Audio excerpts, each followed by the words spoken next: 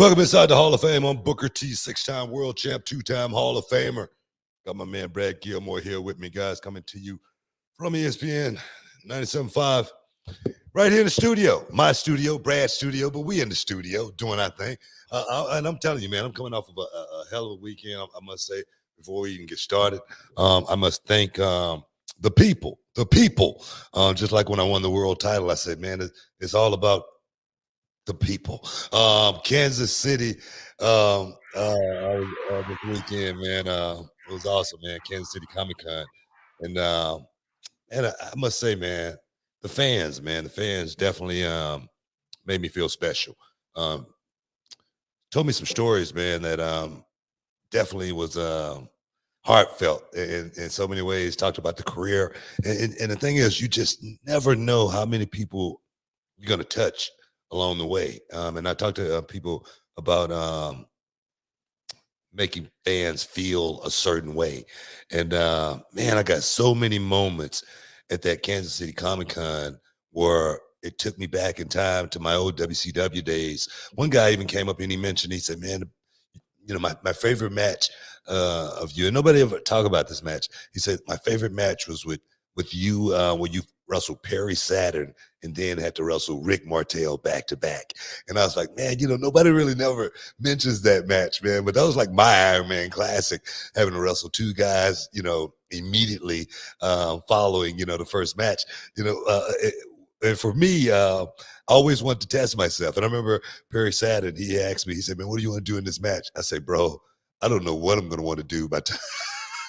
You know, I mean, you know, by the time I get to you, man. So just go off on me. Just do everything you possibly can to me. And I remember just like being tied up like a pretzel. Boom, I kick out. He tie me up again. I kick out. He'll tie me up again. I kick out, man. But that was such an awesome night. Going back to back, Rick Martel, then Perry Saturn. What an awesome night, man. What an awesome memory. I want to thank everybody in Kansas City that came out to Kansas City Comic-Con and had a moment with Booker T. Really do, man. Awesome. That's awesome. I'm sure that, you know, that's also a fun thing about being a part of those Comic Cons is being able to, because you've always said that the favorite matches and the memories is for the fans. So you actually get to hear what about your career people attached to, which is pretty cool. But safe flight, right? No issues on the flight. Flight was easy, smooth. Yeah, everything was good, man. I'm getting there, you know, a couple hours, you know, there and back, you know, so everything was real good, man. I just, like I say, I was just overjoyed with, like I say, the fan support, because the thing is, you get so much, you get so much fan hate, like I say, on social media. Oh, yeah. Sometimes, and then when you know, be a part of an event like that, it just reassures everything that you've done throughout your career.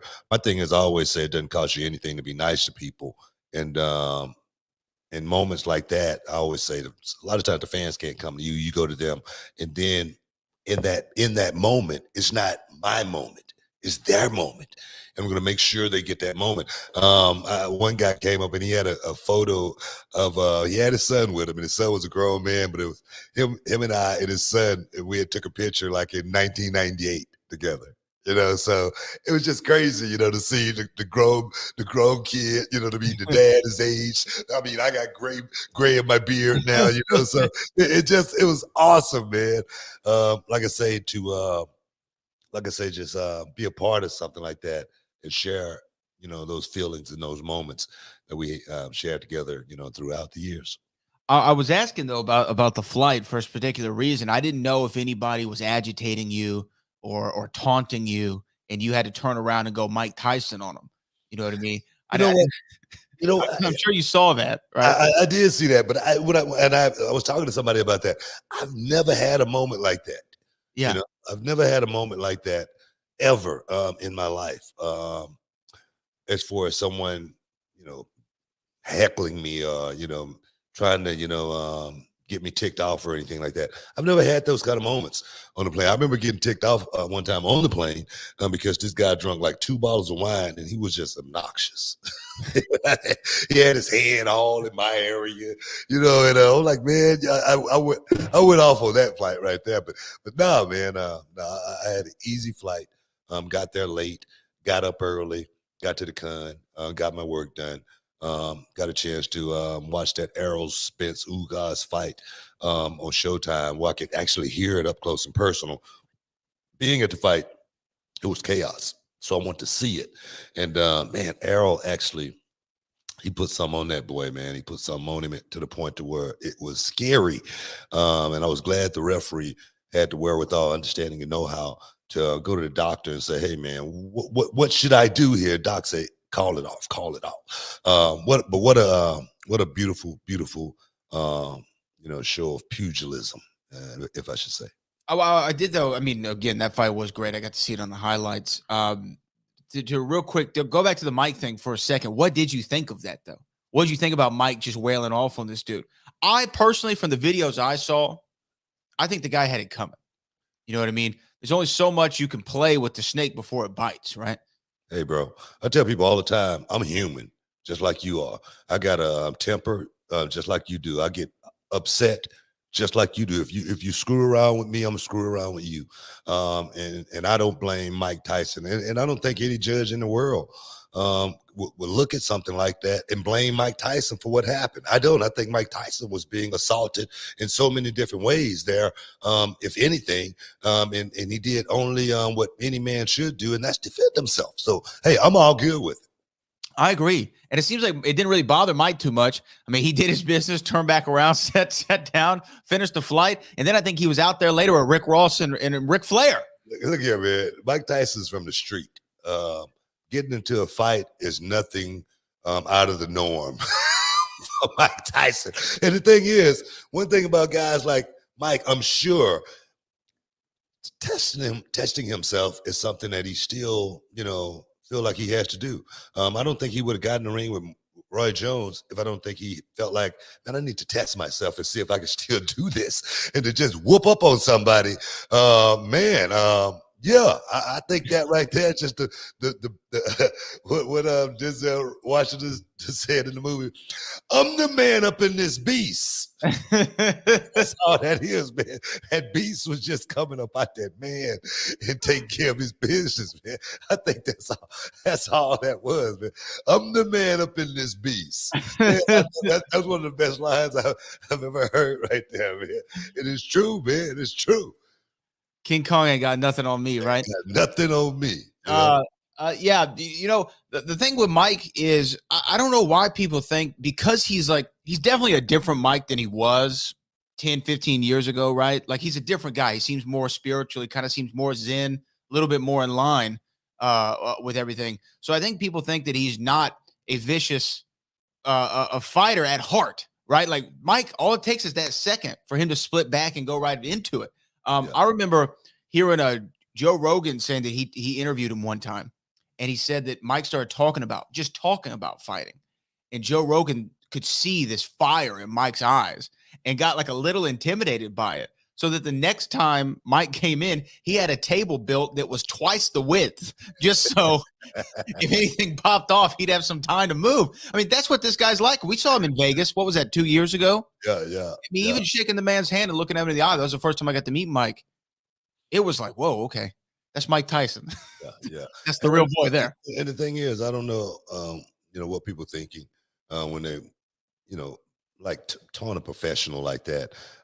Mike Tyson at 50 plus years old, could still beat up most of the men walking around the street that have not ever, partaken in a real, fight, a professional fight or anything.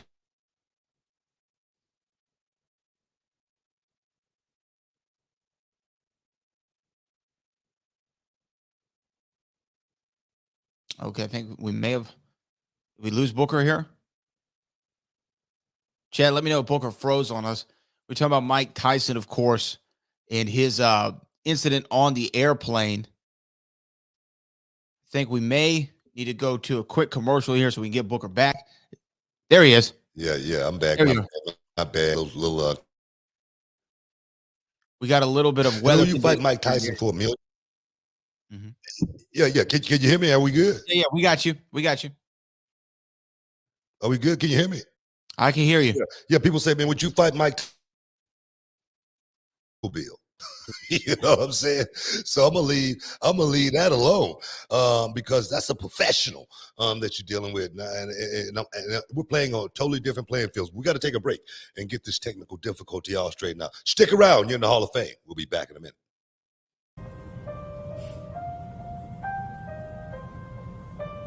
They always want something from you. And yes, they are willing to take it. But I remember when I was a boy, those long trips, those long fishing trips, some of the best times of my life. Those cool mornings and those late summer breeze. Come in. Guys. You wanted to see us? Yes. I did. I wanted to see you. I needed to ask a question to you, Hefe. You do great mechanic work. Yes. Claro que sí. Well, I need a vintage 90s model.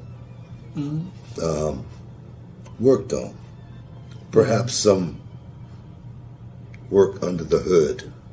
Transmission problems. Claro que sí. Yes. It can be done. Yes. It can be done. It can be done.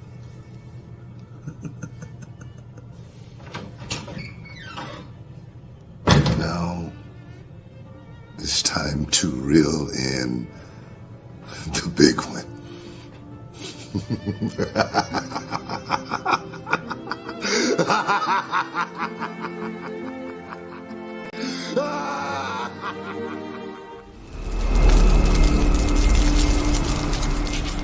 Can you dig it, sucker? Welcome back inside the Hall of Fame, guys. On another note, I went to go pick my puppy up, man. I went to go pick up my boxer earlier today, and it's been like a whirlwind all day out in Conroe, man. It was raining so hard out there, but we went and picked up the new member of the Huffman family. So we're pretty excited, man, around the house. He's going through a little culture shock right now, of course, Right. leaving his family and whatnot. But I think we're gonna definitely give him a happy home over these next few years. So I just want to say, hey, man, King Rover, he's in the house. Is that his name? That's it. King Rover? That's it. Look at him. King Rover is in the building. Oh. He's here. That's great. And how old is he? Was he like 8 weeks now? 10 weeks? Yeah, like 8 weeks, 9 weeks. Yeah. Man. And then so you're gonna go through. I'm sure the kids right now, they're probably on cloud 9. They haven't let the puppy alone. Yeah. I mean, he's following my wife around like crazy, though. You know, like that's his mom. You know, so it's pretty crazy. And he's been following me. He's already pooped in the house once. You know, he had to christen the house. I did what I do. You know, like pick him up by the back of his neck. You know, rub his nose in a little bit and toss him out in the backyard. I even actually made him walk around in the backyard a little bit as well. You know, just to get a feel of it. So I think he's going to be okay after a couple of days, you know, so we're pretty excited. We're pretty excited here. Oh, man. Yeah, I know. I mean, we've talked about it a lot on this show and All Fair. There's just nothing like having a pet in a home, especially a dog, man. Dog's a different kind of love. And so it's I'm sure the whole house feels whole again in some kind of way, right? It feels like it feels like it used to a little bit. Kinda, yeah. Especially like when I go to the beach, you know, my RV trips, they just do not feel the same without, you know, having the pet in there with me, especially when the family's not there.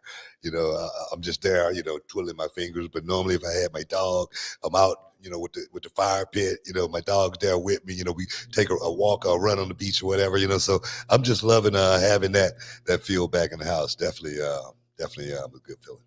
Man, you know, and I know that dog. I mean, it didn't cost a little bit. It was a pretty penny, right, for the dog that you got. So, Yeah. you know, it wasn't the $44 billion that Elon paid for Twitter today, right? But it was still some money for the dog, right? Like it was still, the dogs aren't cheap, is what I'm trying to say. Oh man, they definitely a grip, like I said, to the point to where dogs are, at these pet stores, they got a financing program for you. I'm like, what are you talking about? You know what I mean? That's only 7,500. You know what I mean? And we'll finance it for you. By the time you finish paying it off, it's only going to be 12,500. Okay, so let's negotiate here. But no, man, pets are definitely a grip these days. Like a nightlight on a blick. like on a You know what I'm saying, man? They hot. I'm serious. Yeah, yeah. That's so crazy. So crazy, but can you imagine I can't imagine spending $44,000 on something, let alone 44 billion in cash on Twitter, Yeah. right? You and I are both on Twitter out of more of a necessary evil in order to promote things and things like that. I can't imagine buying it for $44 billion. That's a lot of money, man. He obviously sees something, man, that he's not gonna lose money. No, he'll make it back. It'll take a while. Yeah, He'll make it back. he'll make his money back. He's not gonna lose money. That's family money. Therefore, I mean, when we're talking that kind of money, man, it's totally outside of my pay rate. You know what I mean? I can't even think that high right now. I'm serious. I'm serious. So I'm gonna lay out on that one right there, bro. But big up if you can do something like that, man. If you're in position to be able to pull something off like that, man, you are a major player, man. So hey, man, more power to him. Yeah, more power to him. We have our first super chat of the day. This comes from DG1491. Wow, 20 years. And this is to the day, 20 years of Randy Orton, RKO. I remember when he first debuted, my dad always called him Cowboy Bob's boy. He grew into so much more.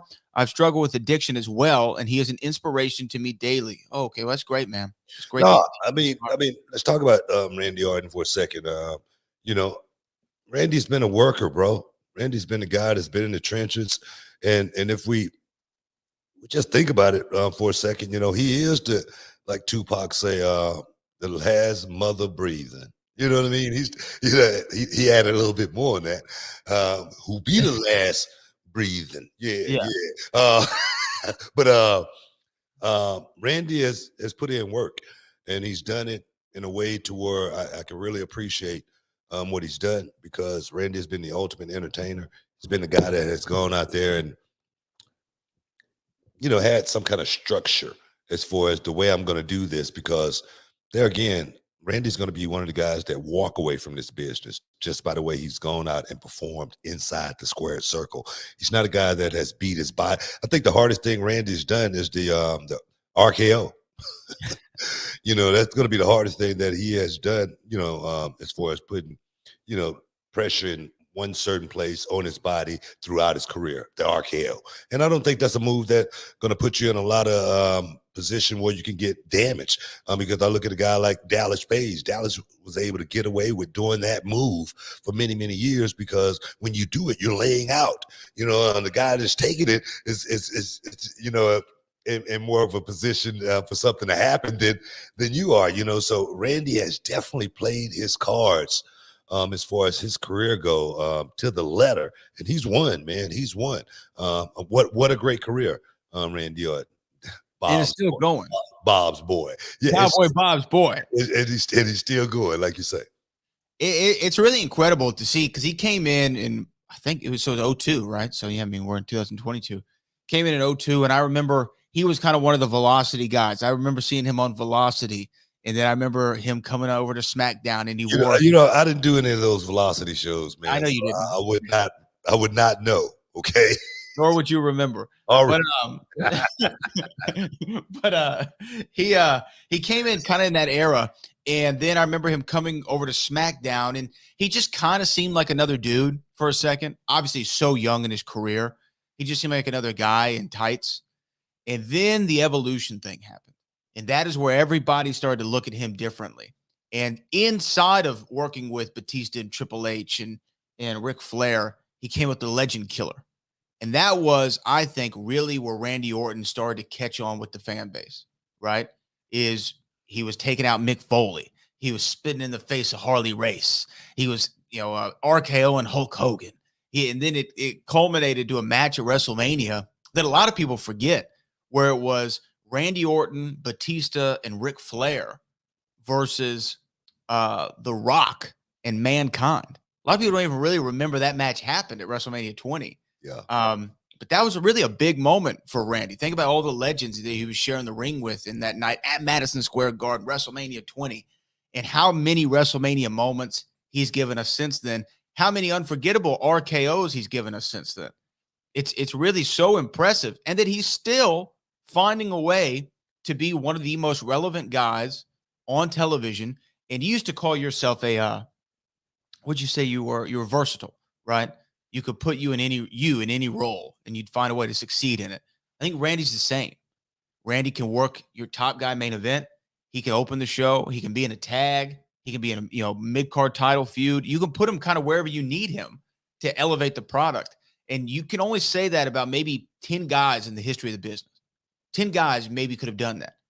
And Randy's one of them. So for him to last 20 years, and he's saying, look, Roman's going to be out in Hollywood making movies. I'm still going to be here, is what he just said. Yeah, so it shows you that he's not going to be retiring anytime soon. And we were talking last week, who was going to be that guy to take the Undertaker's spot and work, a few times a year. I think eventually Randy's going to be probably in his mid-50s working a handful of matches still a year. He might be that next Undertaker guy. Randy definitely, I just don't think Randy, he's still too good. Randy's gotten to that point now to where I thought, like, when I was 40, I wanted to retire, and then I got to 40 and I was like, man, I can still do this. Randy's one of those guys I think is, follows that mode. Right now, what is Randy right now? He's got to be he's 24, like in his mid 40s, 46. So, maybe around there. But you notice Randy's doing his best, still some of his best work. Oh, I'm sorry, 42. Exactly my point. And I say that because I became king when I was like 40, 41, something like that. And I was doing some of my best work. And some of the guys, they even tell me, man, like Hams, he said, man, when you was King Booker, I think you was the best worker, throughout your career, at that age, and I think Randy has, he may not be able to do the things that he could do when he was 25 or 30 or anything like that, but he still goes out and works so smart. You don't even realize it. You don't even notice it. He goes out and performs at such a high level. And that's what I think the business, the worker truly is. And not just a worker, the guy that works in a main event perspective, because Randy has always been at a certain level. You knew you always could go to Randy and say, man, I need a 5-star match with this guy. You knew 9 times out of 10 he would give it to you. So that right there is the epitome of what the worker truly is. That's Randy Orton. I always said that man, Randy Orton, that guy, just because Randy has always been my guy, because I always believed in his talent more so than anything. We got to take a break, guys. Stick around. You're in the Hall of Fame. We'll be back in a minute.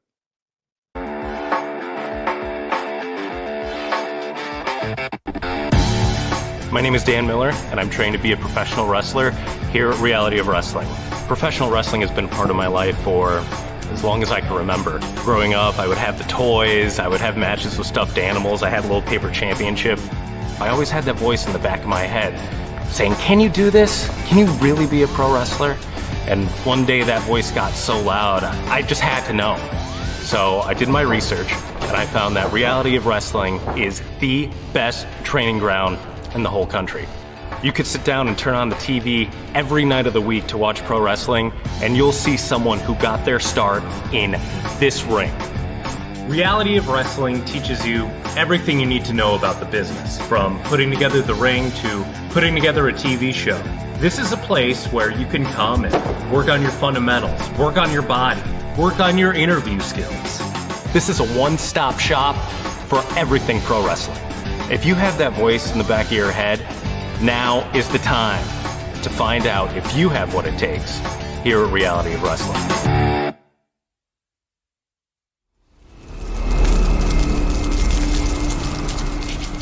Can you dig it? sucker.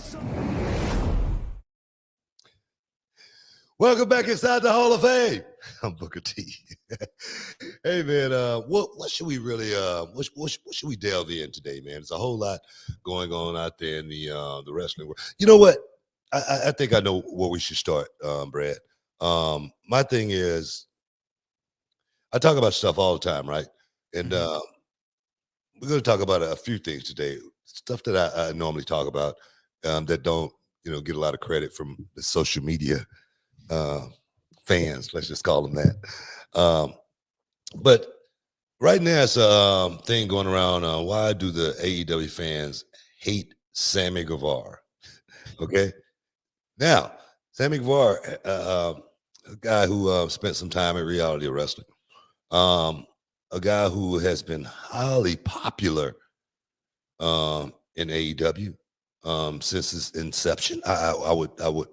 Can you agree with me? I would say yes. Yeah, they call him one of the pillars. The Spanish Fly, the Spanish, what do they call him? Spanish God. Spanish God. Yeah, that's it. And literally was getting so much fanfare from the crowd, and I thought this guy there again was perched, as Jim Ross would say it, to be the next Eddie Guerrero. Wasn't that the talk? That was what JR definitely said. I'm just saying. I just want to make sure I'm right on this, man, because I get ate up when I talk about this kind of stuff. But I'm gonna tell you the exact reason the fans right now have turned on Sammy Guevara. I've said it many, many times. Sammy's a young guy, that let's just say it. He's striking. He's a good-looking kid. There's a lot of ladies out there that want to jump on the Sammy Guevara bandwagon. And then Sammy Guevara, he proposed to his longtime girlfriend in Houston, Texas, in the middle of the ring. Okay, I was there. I saw that, and I was like, "What the hell is he doing?" I'm like, okay, not that it's a bad thing for him to have a girlfriend. Not that it's a bad thing for him to have a long-term girlfriend. There's nothing wrong with that. But when you're an entertainer, when you're like the Spanish God, the last thing you need to be doing is proposing to your long-time girlfriend. And then that didn't on TV. On TV. And then that didn't work out for him. And he got with what's her name? Conti. Conti. There was a lot of rumor there. He was with Ty. He wasn't. He was. And then it came out. Boom. Him and Ty's together. Now they're posting photos on social media. Now every young girl in the country that watched AEW that perhaps thought they had a chance to get a date with Sammy Guevara, all of that is going out the window now. Look, guys, when you're a young star like that, leave your girlfriends at home. If you're thinking about getting married, it's nothing wrong with that. But you don't need to be talking about that on television, because there again, you got a lot of young people that wish that they could be next to you. And the reason why they buy the merch is because of that one reason. The reason why they buy the ticket is because, so they could come and cheer for you for that one reason.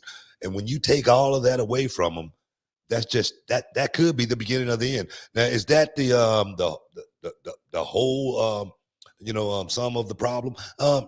Perhaps not. I was talking about last week how the AEW fans could take over the arena. I wasn't just talking about the AEW fans. I was just talking about how fans in general these days with social media can take over a show. Okay, now I mentioned Cody Rhodes. Now you remember when Cody Rhodes came out and for fanfare purposes, he would take the belt off and give it to someone. One fan one day threw it back, and from that day on, what happened? Every time Cody Rhodes gave his belt to someone, they would throw it back. So people started jumping on the bandwagon. The fire started getting bigger and bigger. Was it an internet connection? I don't know, but I do know birds of a feather sometimes flock together, and that's what we got going on right here. So I just want to get that out there. Sammy Guevara, I love you, kid, but leave your girlfriends until you get 40. Well, this is what I'll say. I think that I definitely follow you from this regard, right? Is when you're on television, you're portraying a character. Yeah. Okay. He's not Sammy Guevara. He's the Spanish God. Spanish God. Sammy Guevara. And I actually think that, and memory might serve me incorrectly, but I think Jericho called him the Spanish sex god at first, which is even more of a reason Good to God. you want to keep certain things at bay, right? Yeah. He proposed to his girlfriend of a long time, I think 8 years, something like that, here in Houston, Texas. And then they subsequently broke up. Now, I think that he just look at it from like a real life perspective, like why fans might be reacting to him a certain way. And this is like literally, I want to say no knock to Sammy at all. I'm just trying to figure out, okay, why are people perhaps booing him now? Well, you have this girl that you have a long-term relationship for. You propose to her. It doesn't work out for whatever reasons. We don't know, and it's not our business. No. We do know why. We don't know. Why. We do know why, because there's a lot of temptation out on the road, and that Sure. temptation was Ty Cunty. And she was hot. She was looking good, and something happened. He got with her, and then next thing you know, he said, "I'm sorry, baby, but it ain't working out." That's exactly what happened. Move on. It would seem like that's the case. I will say it would seem like that's the case. So that's a reason why fans might be like, oh, you know what? This guy, he's now the Spanish guy. He's coming out here with this hot girlfriend. They're making out on television. Those aren't really baby face tactics. You know, Yeah. taking nude photographs with a TNT title isn't really gonna win you favor with many of the fan base, which I think, and credit to it, whether it's Sammy or whomever is making the decisions, Tony or whomever, they're starting to lean him now into that heel role on TV, right? Like, let's lean into it. It's the thing that they kind of didn't do with Cody. They didn't lean into Cody being a bad guy, right? We were all thinking that they should, but they didn't do it. They're doing it with Sammy. I think that's probably the right call because people want to naturally boo him right now anyways. So give the people what they want and only make him a bigger bayface at the end. Yeah, but I do see what you're saying. Is if you're going to portray this character, portray the character. Would that be good heat or no, go away heat? Which one? It's a great question. I don't know. That's the question right there, because Cody Rhodes seemed like he had that same problem. Was it go away heat? Was it good heat? You know what I mean? Cody said, "Let me get the hell up out of here because I don't know what the hell these people are talking about. I don't know what they think." And then again, like I say, the belt thing was a telltale sign. That right there was a telltale sign, because I've never ever in my life seen a babyface give a fan a gift and they throw it back. Yeah, I've never seen that before in wrestling. They did it one other time I can remember. It was with John Cena at that ECW show. Oh, okay. Right? Okay. And that made complete sense to me. Yeah, but I can understand that. But how many times have John Cena taken his headband off or his wristbands and given them to a kid, and that kid was in awe? Oh, every time. Every single damn time. So that's what I'm talking about. And I know I got beat up on social media for making that comment as far as fans can't coordinate on social media, which they can. Well, yeah, but the headline was Booker T says AEW fans coordinate to get Cody Rhodes out of the company, which was a lie. E Wrestling News promotes, and when you're talking about fake news, they might be the epitome of fake news. They really may be. And I'm not one of these guys who go around with conspiracy theories, causing news organizations fake news. But when you see articles like that, and when you hear me talk about it, it's exactly what I'm calling it right now. E-Wrestling News, fake news, as far as I'm concerned. Yeah, when I saw that headline, I didn't know that you saw the same one that I did, but it was I did. Yeah. Come on.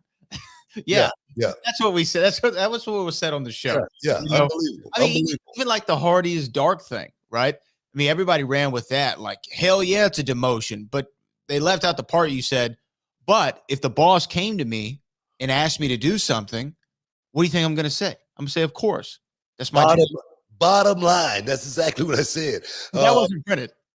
No, they're not going to put that in there. I mean, because that sounds too good. It sounds like I'm, a company guy. Sounds like you're level-headed. Yeah, exactly. But it just amazes me when I see this kind of stuff out there, man. But I just want to make sure here, guys, we keep it real. I'm gonna tell you exactly the way it is.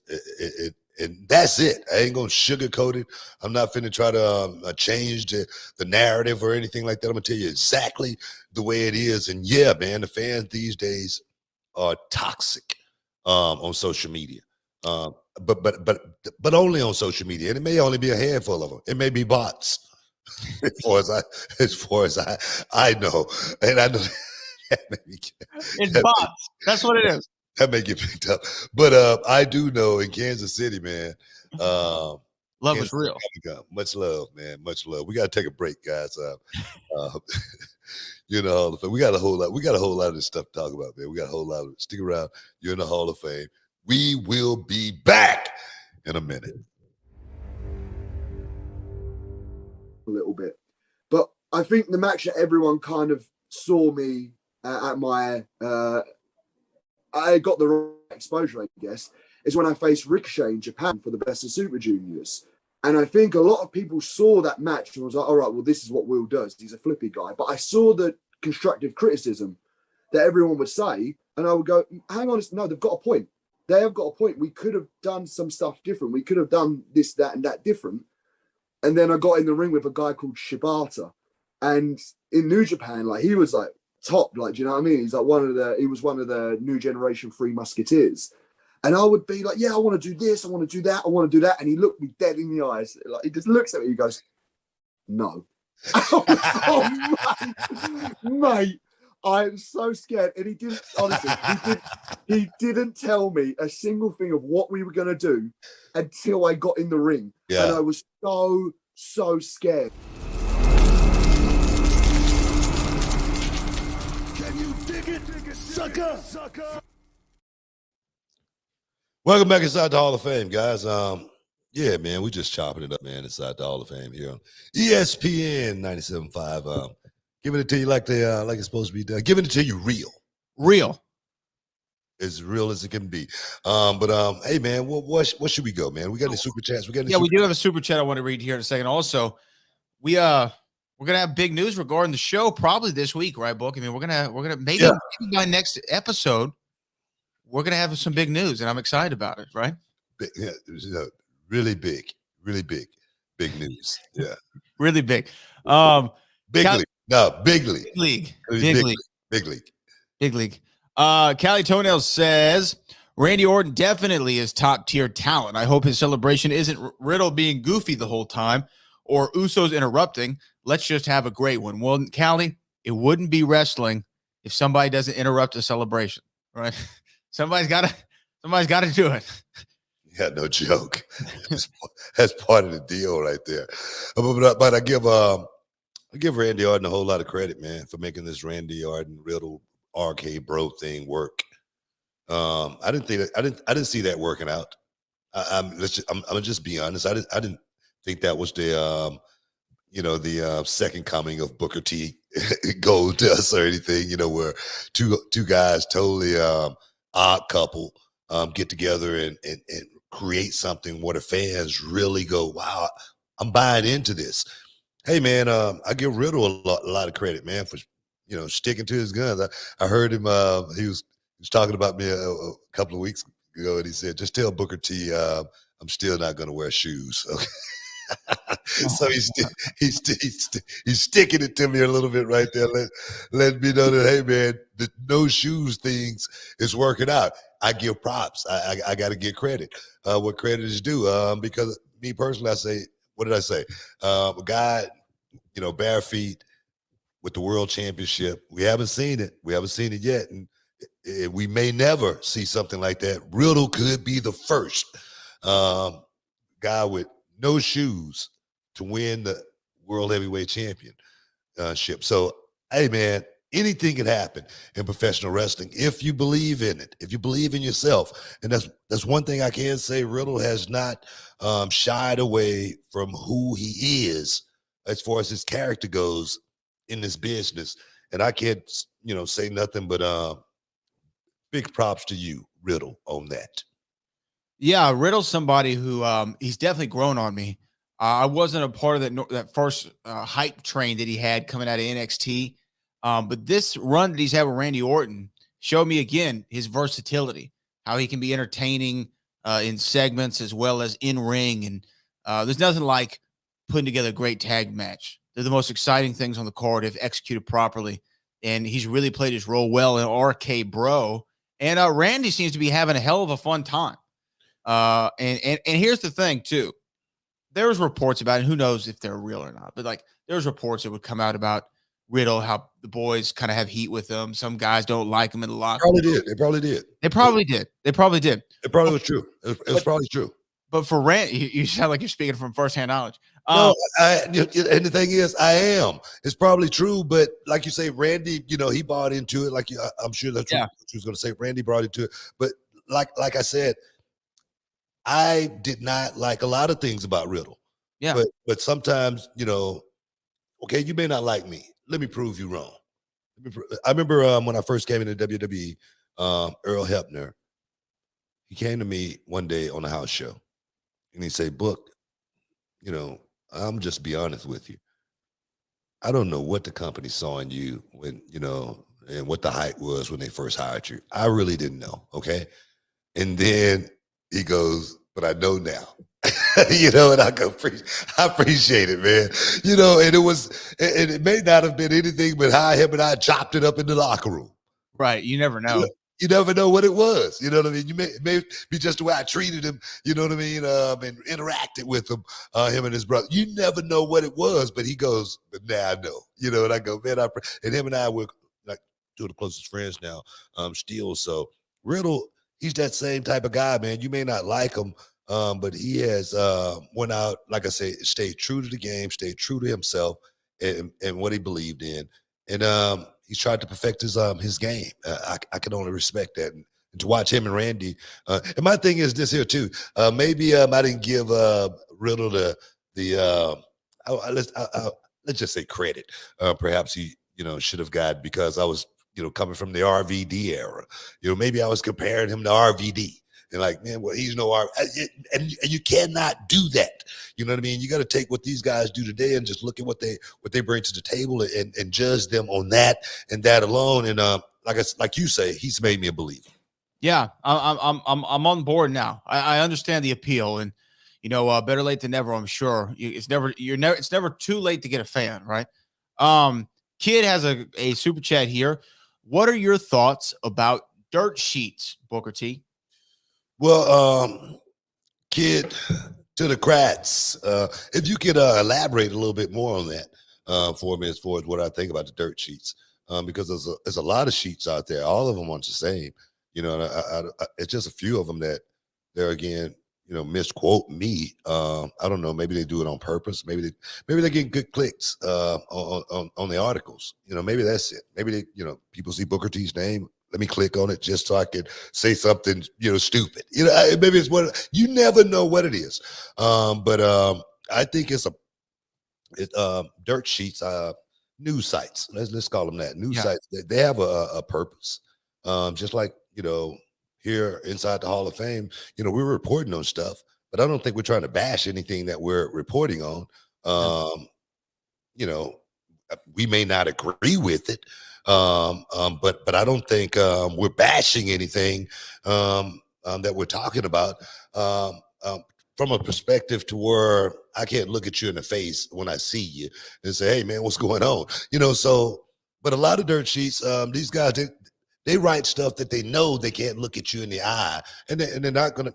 Well, they're not going to run into you anywhere to where they have to look at you in the eye. And they're scumbags.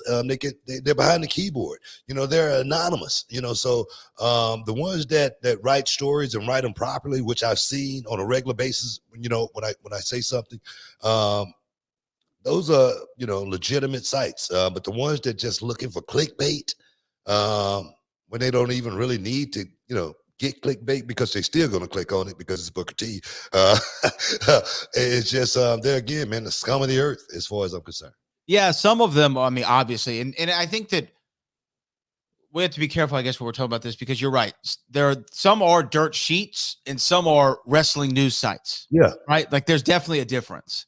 And the real ones know out there who they are, right? I mean, but there are many out there who are considered the dirt sheets, who literally will take something completely out of context said by you on this show and run with it like it's a real story. Well, they're the great ones. They're the ones like the give them shout outs, like the Sports Ketas or the PW Manias or the SE Scoops. Like, there's some who will run the article just like it is. Yeah. Like, this is what was said.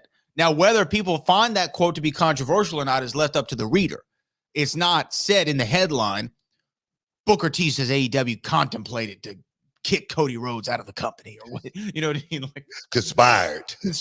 Yeah. Yeah, that kind of stuff right there, man. It just, yeah, man, it's some dirt sheets out there, but it's a lot of publications out there, man, that do their job and report on the story and then give us a plug and say, hey, man, credit Hall of Fame for this right here. So I appreciate those sites out there, man, and don't think we ain't going to stop talking. It ain't going to happen. You know, we gonna be right here. Like I said, we got some breaking news coming up in a couple of days. We're gonna be right here talking a whole lot damn more. If that's a hint for you. There you go. We have another quick one. Oh, actually, this is from Macho Showman. Hey, Book, thanks for coming to Kansas City. Oh, yeah, man. I had so much fun in KC, dog.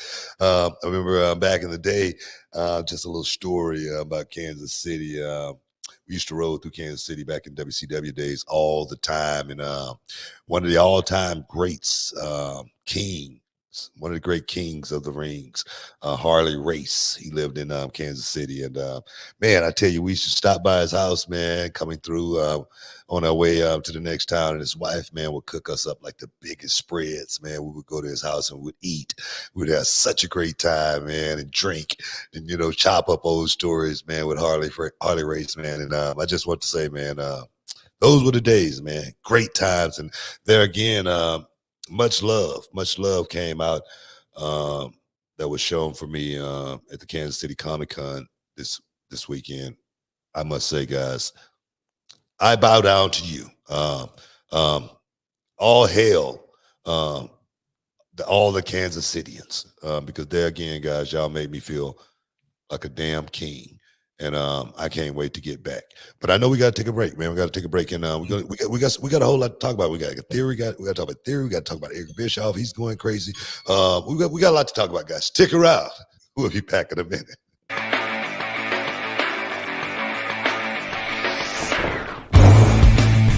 My name is Nathan Wasser, and I'm from Toronto, Ontario, Canada. I came down here to Reality of Wrestling to improve my training and get myself more experience learning from the absolute best. It's intense. It's hard. You got to leave your ego at the door and come in with an open mind. The way they do stuff here is the next level. But if you do that, you'll end up bettering yourself in the end, and you'll improve, and you'll be able to work anywhere. Nathan, he's an unbelievably awesome student. I'll tell you why, right? For a few reasons. Number one, the man packed up all the way from the Great White North to move down here to the U.S. to train because he wanted to learn from one of the best. But what's even more impressive, on top of the fact that he takes care of his body, he works hard, is the fact that he was trained by a very reputable trainer and yet still comes down here humble, hungry, ready to work and ready to learn, and not coming in here acting like he knows everything or that he's too rigid in his ways. Booker's knowledge will help you get to whatever goals you want to do if you want to be a big star in this industry. My end goal is to be in WWE. Coming down here to Reality of Wrestling, I feel is the best opportunity for me to get there, so I'm going to do whatever it takes. I can promise you, when you come to Reality of Wrestling, it will change your life. You will not regret it.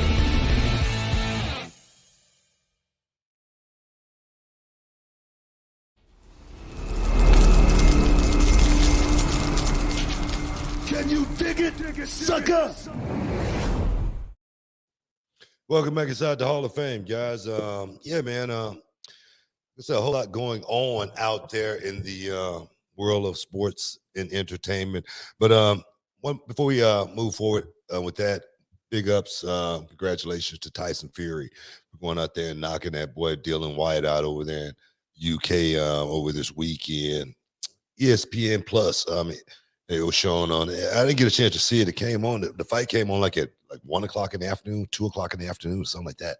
And I was right in the middle of chaos in KC, but I got a chance to watch the highlights, and as well as I was actually listening to the play-by-play. As it was happening, and it seemed like Tyson Fury was just playing with this fool. My thing is, You know, I don't know why this fight was $79. Okay, that was then again, Dylan White, I guess he got a lot of UK fans, because Dylan White, if I'm not mistaken, I've never seen him fight in the United States once. Me personally, I've never seen a Dylan White fight here in the States. But over there, he seems to be pretty popular. But he hasn't beat anybody of concern in the heavyweight division that was going to make me move to pay $79 to see his ass get knocked out and toyed with, played with over a period of rounds and then get knocked out. But big up to Tyson Fury for still going out there and proving that he is the Gypsy King of the heavyweight division. Yeah, I missed it too. Mainly because I was in Hawaii, and that Hawaiian time is so different. It's a 5-hour difference from here in Houston, Texas, than it is in Hawaii. So I didn't know when anything was on. I will say there's the best part though, is my sleep schedule never really got on track. So I was up at like 7:00 in the morning, probably every day. Yeah. And then I go, I sit down and make some breakfast, sit down and watch, turn the TV on, and boom, NBA playoffs are on. Like already at like 8:00 in the morning. And I'm like, oh, let's go. Yeah, right. I can sleep. I'm about to watch it. Man, I don't know if have you been watching the playoffs at all? Man, the boy, them Nets. The Nets, they're playing right now, I think. But They're in trouble, man. They're in trouble. Oh. In trouble. Oh, Kyrie, snake coming back to bite him, bro. It's coming back to bite him. This has been this been a bad season for the Nets, man. Especially with all the turmoil with James Harden and whatnot. It's been nuts. It's been nuts. And we thought we had a dream team there, and there it is, man. That could just go to show you, man. It takes more than just being a great player to go out there to win a championship. Yeah, you said it best. I mean, I can't think of a bigger failure in recent memory than this Brooklyn Nets team this season, right? I think you'd probably have to go back to the Harden, Russell, Westbrook season for the Rockets, which was a big failure. But this one has just been a cluster between Kyrie not getting vaccinated, only being able to play home games. They're the number 1 seed, and then Kevin Durant goes down with an injury. James Harden wants to get traded. He's like, I'm out of here. You get Ben Simmons, who might be, I don't know what's going on with him, but they said he was going to play tonight. That dude's whack, man. That dude's whack. I don't know what it is with Ben Simmons, man. I don't know. Maybe that downfall, just not being able to come through in the clutch did something to him, but he doesn't seem like he's that interested in getting back on the court. I could be wrong, but it doesn't seem like he's that interested in getting back out there and playing. It doesn't. I mean, they said he was going to come today and play in the Monday night game. Doesn't do that. Doesn't play in the Monday night game at all. He's sitting on the sidelines watching his team battle a 3-0 deficit, right? Yeah. Which, the Nets are not making it out of the first round unless by some miracle, like the entirety of the Brooklyn staff gets, the flu and they can't come play the next game and they have to use replacement players. I don't see how the Nets get out of this first round. And you're going to see your team go down in flames and you're just going to sit on the sidelines. Hey, man, as Stephen A said, dress like Zoolander and just watch your team take this L. Stephen A made a great point, man, as far as everything that Kyrie did pretty much to set up the downfall of this season by, rallying all his boys together and then not getting the vaccine when everybody's on board. It talks about the fatigue factor of a guy like Kevin Durant, especially as of his play as of late, not being not so stellar, not so great. But we don't think about, how many minutes this guy has put in over the season to make up for the time that Kyrie was sitting at home, partying in South Beach or something, as they say. But I tell you, man, it's definitely a telltale sign. Like I say, you can be great, but it takes a team in that game to go out there and win a championship. Boy, it makes James Harden look like a smart guy. He saw a sinking ship. He said, "Get me out of here." Well, I tell you what, I can't blame James Harden on this one. No. I don't know if that was the deal, but I do know. how much was James Harden? Was he really complaining about wanting to get out, or did they just want to make that trade for Ben No, Simmons? he requested the trade. Okay, He said, "Get me on out of here." I Okay, want to play. maybe he saw the writing on the wall right there, man. And if he did, hey, you know, big ups to James Harden, because, like I said, I've never been that high on James Harden, because I always thought he was a great player, but I thought he was not so much of a team player. I just thought they could have done so much with this guy's talent. But hey, man, smart move, smart move. Yeah, absolutely. We have a super chat in here though from Cali Toenail, who says, "What up, BT boat? Hope Hawaii was all that it was, man. So what role do you see Bret Hart in? Signing with WWE again? Also, BT, did you see Bret manage the FTR in Indy? Yes. So there's a report out, Bret Hart signing a new WWE deal that's supposedly rumored to be very lucrative. It's Yep. going to lock him up under the World Wrestling Entertainment banner for quite some time. There was rumors of him going over to AEW, especially with AEW's involvement with the Owen Hart Foundation. And FTR has been saying they want Bret to come manage him. Bret did that at Indy. What do you think about all this? Hey, bro. I mean, they got their dream come true. Bret Hart. You know, I think, if I'm not mistaken, I might be mistaken, but I know FTR big fans of Bret Hart, and they would love to have Bret Hart in that position, in that role as manager. A lot of teasing was going around in the AEW organization. Bret Hart's name being thrown around.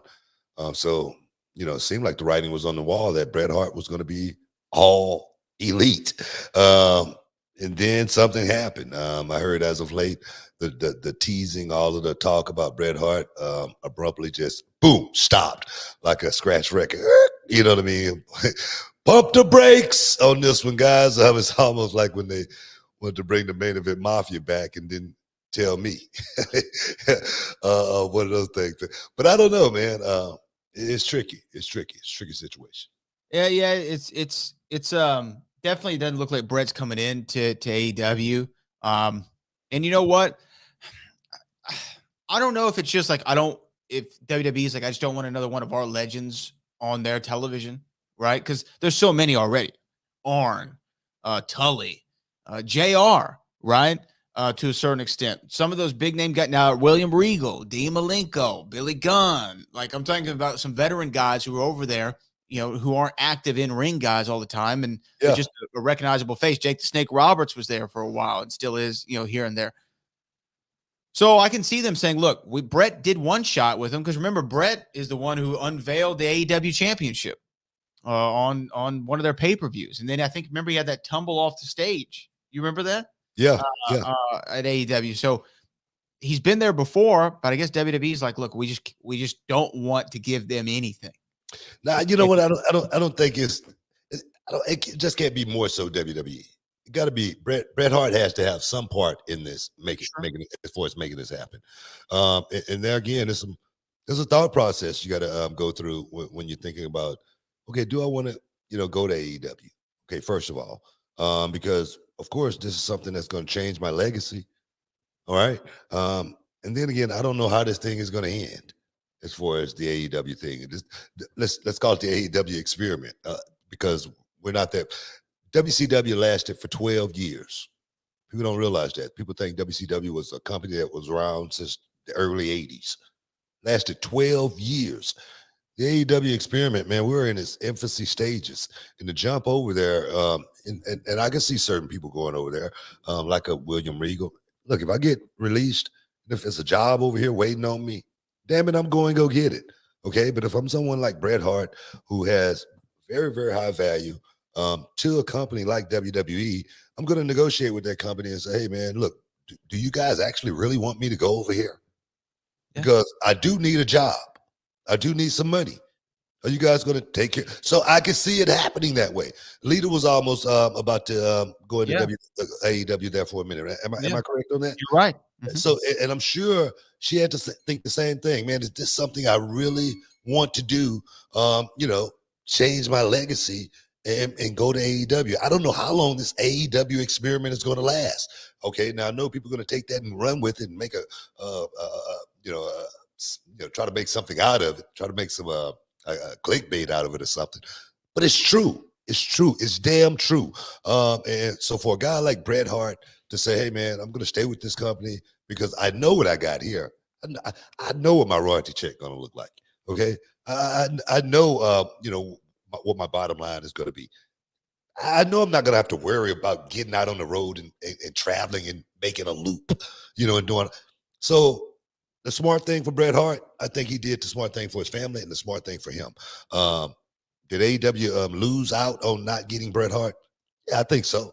But that's going to be, something that they're going to have to deal with throughout the tenure of AEW going forward. I agree. I think getting Bret Hart would have been a great thing for them. Not having him, how much it hurt him, I don't know. But I think it's great for WWE to be able to continue to have Bret Hart as a part of WrestleMania and SummerSlam. Hey, they're going back to the UK where Bret had a huge match back in the day at Wembley with Davey Boy Smith. So it's good. I think it's good news. Hey, man, I just gave you that sign right there. I saw Hey, it. guys, stick around. You're in the Hall of Fame. Why stop talking? We'll be back in a minute.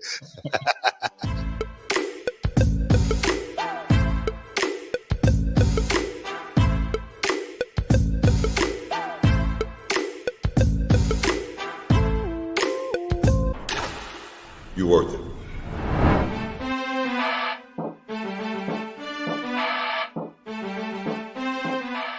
Walker Texas Ranger handles the bad guys with a roundhouse kick. I'm Jim Walker, Walker Texas lawyer. I handle the insurance companies with a roundhouse kick to the wallet. If you've been injured in a car, truck, or motorcycle accident, give me a call at 713-552-1117 or visit my website at walkertexaslawyer.com. You'll be glad you did. Why would you call anyone else?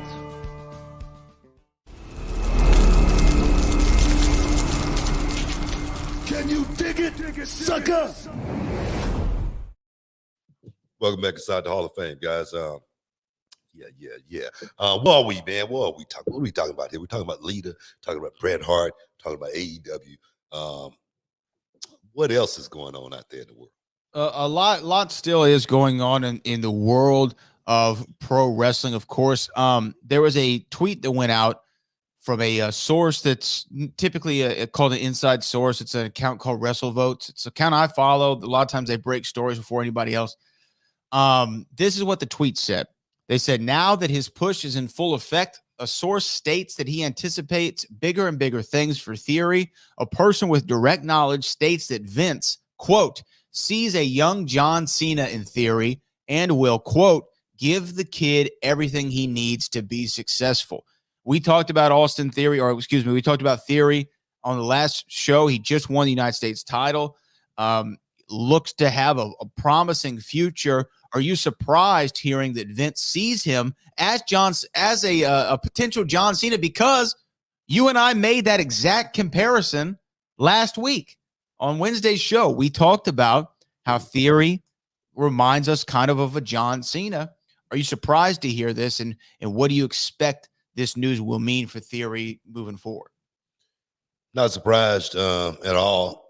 I could see the pretty much the layout of the land as far as which guys are going to be moving up, which guys are going to be used to move certain guys up. And Theory, there again, he's young. He's got a look about himself.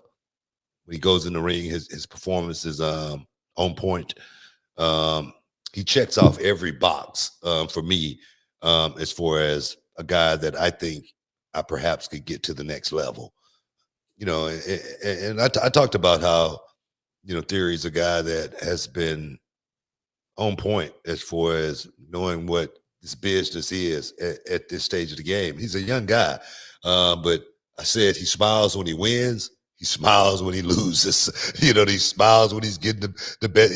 He want to do the best stunner. You know what I mean? So everything this kid right now is doing is setting him up to, be a major player, over the next 10 to 15 years in the business. And those guys come through every now and then. You got to know how to spot them because they could be here today and gone tomorrow. Now, take this into consideration. Vince McMahon could do all the right things as far as putting him in the right places to be that next guy. But it's gonna be up to Austin Theory to step up to the plate, and not just step up to the plate, step up to the plate and knock it out of the park almost every time he get up to bat. And that's one thing that we can say about John Cena. We don't remember a whole lot of flops from John Cena. Okay, you're not going to remember a whole lot of bloopers on John Cena's reel throughout his career. You're not going to see it, maybe any. So that's where the test begins for Theory, and I think it's a test that he can pass. I agree with you. I think it is a test that he can pass, and let's not forget that this isn't Theory's first run here on Raw, right? Back in the pandemic era, he was involved with that stable that Zelina Vega had with Andrade and Angel Garza and Austin Theory. That was her little faction. He even had a tag match at WrestleMania 36. No one, really remembers because it was the WrestleMania in front of nobody, right? But then he went back down to NXT, and now he's come back up. And I see a different guy. Even though we didn't get to see so much of him before, he seems a little bit more fleshed out, like he's a little bit more sure of himself, kind of knows what his goal is inside the square circle from a bell-to-bell perspective and is able to accomplish it. I'm not surprised that that they see a John Cena in him. Only because one, we made the comparison, and two, there's just so many things that, like you said, boxes that he checks. Now let me float a scenario here, because I saw it, and WWE put out the video from a house show over the weekend, right? Where Theory walks up to a kid who's decked out in all John Cena gear, right? And starts talking smack to the kid about, where's your hero? Da-da-da-da-da. You should look up to me, kind of thing, right? Okay. John Cena responds to it on Twitter, right? Now, WrestleMania is going to be in Hollywood, right? Next year. John Cena's a big Hollywood star. You want to pack out that stadium for 2 nights. John Cena versus Theory sounds like a hell of a match to promote. Hey, man, I'm in. I'm in. It'd be great, right? I don't know if you saw the picture Cena had posted with Theory. Yeah, I saw that. He was saying that Theory is much better worker than he ever was. And that right there that's almost like that stamp of approval right there coming from John for Theory. I'm sure that gave him just that little bit of a motivation to say, man, you never know if you could be that guy. But when the guy who was that guy tell you could be, it might motivate you a little bit different. You know what I mean? So I'm sure he's looking at this thing totally different now. But my hope for a Theory is for him to just keep everything in perspective and don't change a thing. Yeah. And the thing is, too, do you think that WWE runs any risk? Let me just say this. Because a lot of times when they find who's going to be their next quote-unquote guy and they anoint him or her that, right? Whether that be Roman, whether that be John, whether that be Charlotte, right? McIntyre. Drew, when they anoint them that, sometimes either one, it doesn't pan out, or two, the audience kind of turns on them a little bit. Like, oh, you're supposed to be the big shot now. All right. Well, we didn't make you, so we're not going to buy into you. Right. Well, you know what? I'm not going to say you're wrong or anything on that right there. I can't sit here and say that. Is it something that should be advertised? Is what you're saying? Right. Right. As far as do we need to know that's the direction? Me personally, I hate to know that's the direction. Me personally, I just don't want to know any of the inside scoops. I don't know. It definitely puts pressure on Theory. Puts a lot of pressure on him. But one thing about this business, man, it's a pressure business, a pressure cooker. It's a make or break type of deal. And anybody who have had a chance to be in that position, they got to go out and they got to make it work. Otherwise, they're not going to be there that long. And I say that because of the Goldbergs of the world. Okay. He was in that position. Either you was going to make this thing work or not. The fans was going to get behind it or not. We're going to push it, but you are the one who got to make it work. Okay. And then we had the Renegade came along trying to be like the Ultimate Warrior. Remember that? Remember, you may not remember that. I know the Renegade. He wanted to be like the Ultimate Warrior. It was Jimmy Hart, I think. Right? Exactly. People crapped on it. People were like, man, come on, Warrior. You can't make this work. But just think if that guy that was trying to be the Warrior could have pulled something off like that. You know what I mean? It was going to be up to him to make it or break it. So I see Theory being in that same position now, especially knowing with the cat out of the bag. He has to go out and perform at a very, very high level each and every night, day in and day out. And that's just the way it is, bottom line. And correct me if I'm wrong. Perform every day, every day in, every day out to the top of his ability. One, for the fans to try to earn that position. But if this is the scuttlebutt going around, and you can only speak to it in your era, but if y'all start to hear this about a certain guy, I'm sure there are people back in your day in the locker room who'd be like waiting for him to fail and not trying to do him any favors, right? Because especially back in your day, it was so competitive in the locker room. At least that's what we're always told. Well, let's just rewind for a second, to John Cena. And John Cena being that young guy in the locker room. Did we want to see John Cena fail? I'm asking. No, we did not. We wanted to rally behind John Cena. John Cena was the guy who, there again, was a little bit different than most. He knew where to get the knowledge from. He knew the only way he could get to the next level was go through certain channels. And John Cena checked all of those channels, man, and watched them all, from myself to JBL, all the way down the line.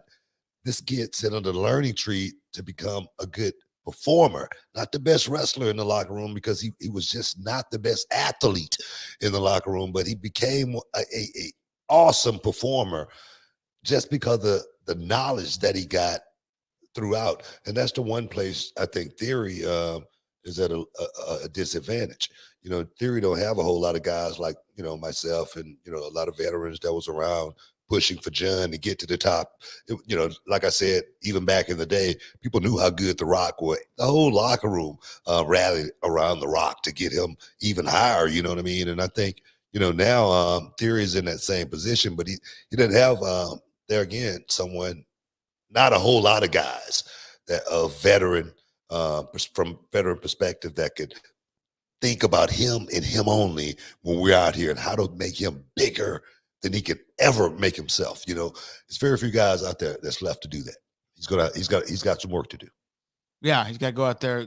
Got to go out there and earn it. But again, I'm excited to see Austin Theory Theory. I'm gonna drop that eventually. I'm excited to see Theory where he ends up at WrestleMania, because that's my prediction.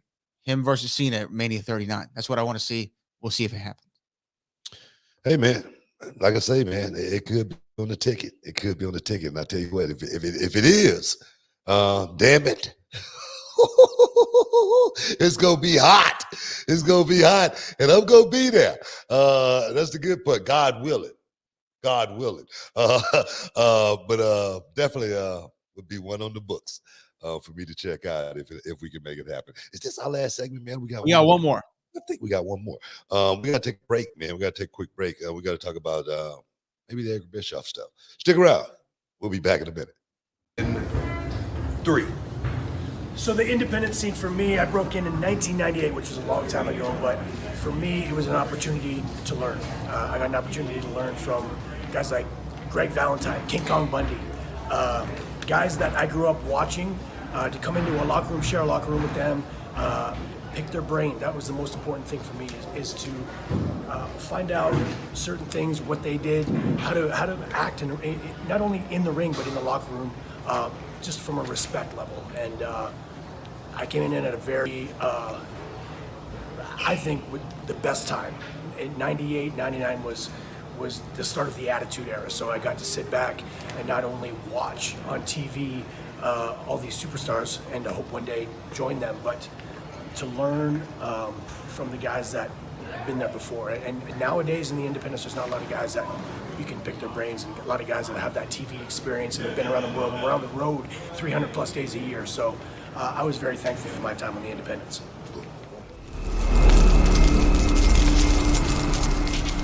Can you dig it, sucker? Welcome back inside the Hall of Fame, guys. Hey man, lot going on, in the world, but I'm loving it. I'm loving it. Got some stuff going down this weekend. Actually, can't wait, man. Big barbecue contest I'm going to be having here around the house. You know what I mean? Uh-oh. You know, and the thing is, I'm thinking about putting this on YouTube because Freddie Prince Jr. He's still out there, and I still want him to know that when it comes to cooking, everything is better and bigger in Texas. So I'm thinking about putting on some of my famous barbecue braised ribs this weekend, just to show the world how we do it here in the Texas. And the thing is, the reason I say that is because I just came from Kansas City, and everybody's talking about Kansas City barbecue. Kansas City, you gotta have a barbecue. I'm like, man, do you know where I'm from? Do you know where I'm from? I'm from Texas, man. I mean, where the best barbecue come from? So I'm like this here. I'm calling out all suckers for something special going down this weekend. I'm firing up the pit. Cooker T is back. I'm calling out all bums. All of them, right? Calling out all bums. I'm calling out all bums. Like Muhammad Ali would say. Yeah. All bums. I love it, man. Eric Bischoff said he may never return to AEW again. Just due to the friction between him and Tony Khan as of late. And he says, the thing is, it's not like he, just like Tony Khan or anything like that, but he did say, what was it he said about the booking? Well, he said they need to stop booking for the dirt sheets. No, it was a dirt sheet bookings. That's what it was. Yeah. And I was like, that's a good one. That's a good one right there. One thing I can say, AEW is kind of like WCW in a sense. I'm not gonna. I don't want to step on anything that Eric Bischoff said or anything like that, because I don't compare AEW to WCW. But the likeness in the two companies is that WCW was like a wrestling company, before the NWO came around. Okay, we were like a wrestling company. Only thing you remember, I don't think you remember a lot of storylines. Let's just say this: great storylines WCW put on before the NWO showed up. But they did put on a lot of damn good wrestling matches. Okay, now the Shockmaster fiasco. Okay, I don't think that was one of the highlights of professional wrestling. I think that was a storyline that they were trying to grab, the Dungeon of Doom. You know what I mean? Those were kind of like good storylines, but it wasn't nothing compared to the wrestling that went on that show back in the day. And I compare AEW in somewhat. It's kind of like a wrestling show. A lot of the guys go out there and put on some displays, somewhat, just say the FTR and the Young Bucks. That tag matches those guys had. It was great. It was an awesome match. It was a wrestling match. Okay. And that's the comparison I see with WCW and AEW. That and that only. And then there again, some of the storylines are Shockmaster-ish. Yeah. Well, here's where I'll agree with Eric.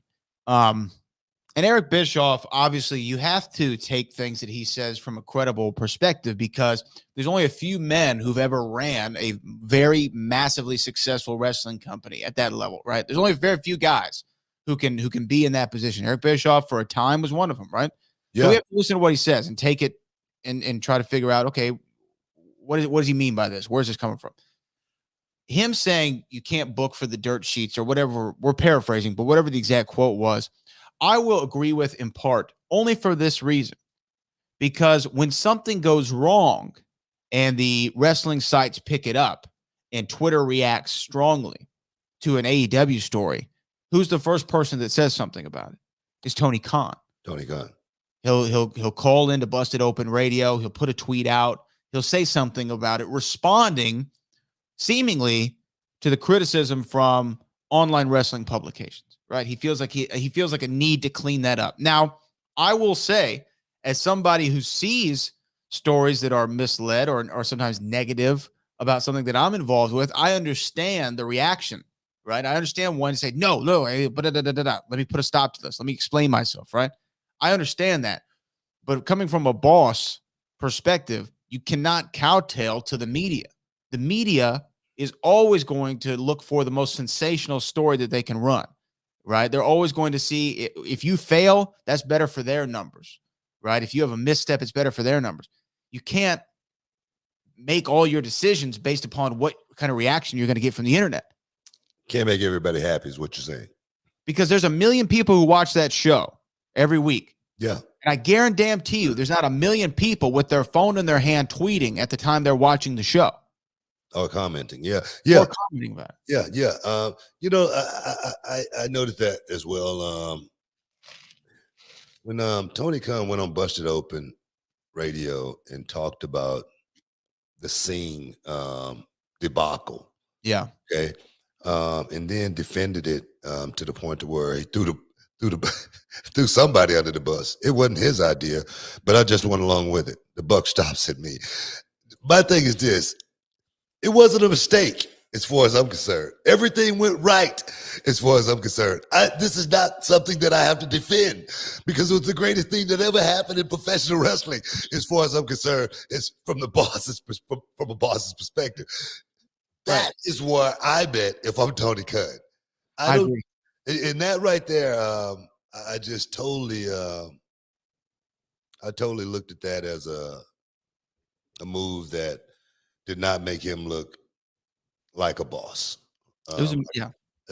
And I'm gonna say it like that because I don't want to say anything negative or anything other than I don't think we have to defend anything that we do on television to the internet fan base. I just don't.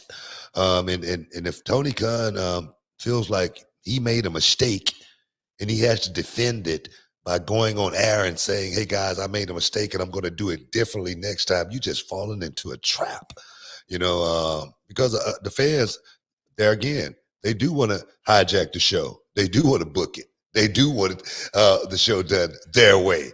There again, goes back to, you know, what I was just talking about last time we was on. Fans wanted to take over the show. And I think I even seen one quote where it said, if Tony Khan just take our advice, the show will be a whole lot better.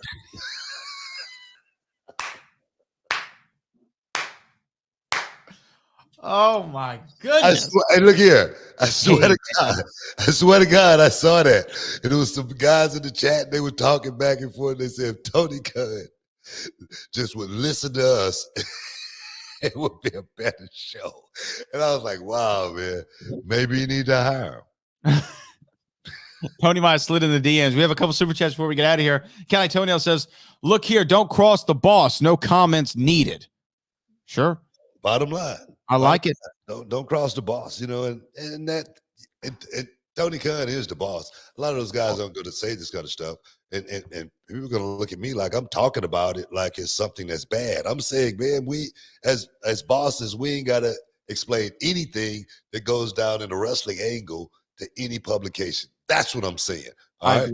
And our last super chat of the show so far is from Roland Curtis. Another positive of Bret Hart signing with WWE is that his niece is still heavily involved in multiple WWE stories. Heel Natalia with Uncle Bret versus Bianca Belair, since Natty has never won the Raw Women's Championship. There's an angle. Maybe we could see it. Who knows?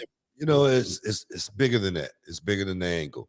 Having Bret Hart's name, you know, in WWE, just for all the work that he has put in, you know, and you know, people talk about the Montreal screw job, you know, Bret Hart being the recipient. But Bret Hart's still around. Obviously, Bret Hart just signed a lucrative deal, lucrative enough to where he didn't sign with AEW. So I think this is more about the legacy than a shot at AEW. Yeah. I agree. And him being in WWE it just makes more sense to me. I mean, I can just leave it at that. It's not a shot at AEW, I don't think at all. I just think it's about the Bret Hart legacy more than anything in the Hart Foundation, the Hart family. I could be wrong. But you know, we'll find out in the long run. We'll see. Maybe he'll tell us. Maybe he'll come inside the Hall of Fame. Maybe we'll talk about it. Let's You know have what I mean? Bret on. Let's do it. Something like that. But we got to get out of here, man. We got to get Yeah. out of here. I got to go play with my puppy and teach her how to stop pooping in the house already. But I want to thank everybody in the chat. You know, all of you future Hall of Famers, as well as you, Brad. I appreciate you always, man. I know you're coming off your honeymoon and whatnot over there in Hawaii, but still getting back in time to get the work done. I appreciate that, man. And hey, guys, again, couple of days, man. The clock is ticking. Big news coming from yours truly, Booker T and Brad Gilmore, right here inside the Hall of Fame, ESPN 97.5. Guys, PS, we out.